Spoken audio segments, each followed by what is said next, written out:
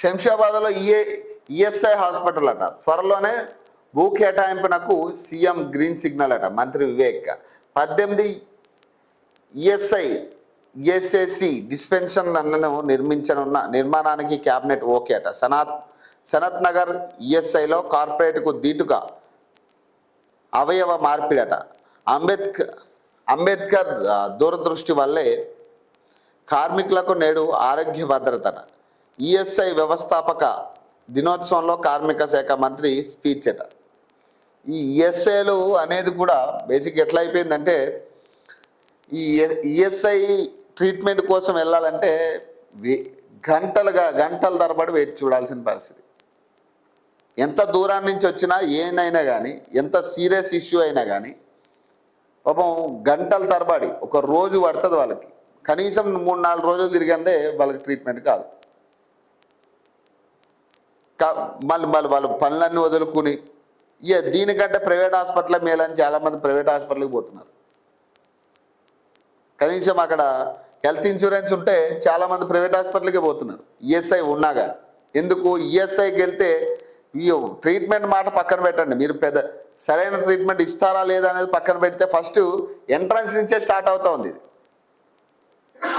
OP రాయించాలంటేనే దాదాపు 1000 మంది క్యూలో నిలబడతా, 100 మంది క్యూలో నిలబడతా ఉన్నారు.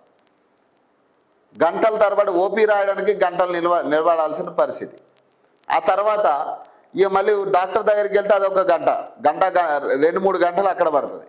ఇక దాదాపు ఒక రోజు అవుతుంది వాడి ట్రీట్మెంట్ అయ్యేసరికి. ఈ లోపల లంచ్ బ్రేకులు ఇట్లాంటివి ఏదైనా ఉంటే ఇక సాయంత్రం అయినట్టు ఇక వాడికి. మీరు దాన్ని మార్చాలి కదా. ఇప్పుడు క్రౌడ్కు తగ్గట్టుగా ఖచ్చితంగా అక్కడ వ్యవస్థ కూడా ఉండాలి పనిచేసేటప్పుడు.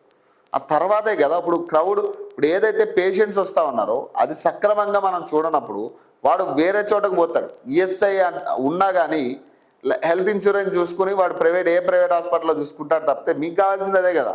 ప్రైవేట్ హాస్పిటల్ బాగుపడితే మీకు కమిషన్లు పెరుగుతాయి. ఇప్పుడు ఈఎస్ఐ ఈ గవర్నమెంట్ హాస్పిటల్ ఏదైనా కూడా సక్రమంగా ట్రీట్మెంట్ ఎందుకు ఇవ్వరు? ప్రైవేట్ హాస్పిటల్ బాగుపడితే వీడికి కమిషన్లు ఎక్కువ వస్తాయి. అసలు ఫస్ట్ ఉన్న గవర్నమెంట్ హాస్పిటల్కే సక్రమంగా కనీసం ఐసీయూ క్యాబ్ అనే ఒక్క చోట లేదు.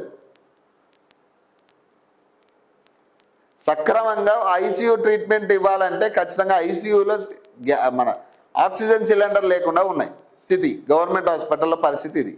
మరి ఇప్పుడు మళ్ళీ కొత్త ఈఎస్ఐ హాస్పిటల్ కట్టి ఏం చేద్దామని మీరు ఉన్న వాటిని సక్రమంగా చేసే పరిస్థితి లేదు, బెడ్లు లేవు, సరైన మార్చరీలు కూడా లేకుండా పోయినాయి కదా ఇప్పుడు చాలా చోట్ల.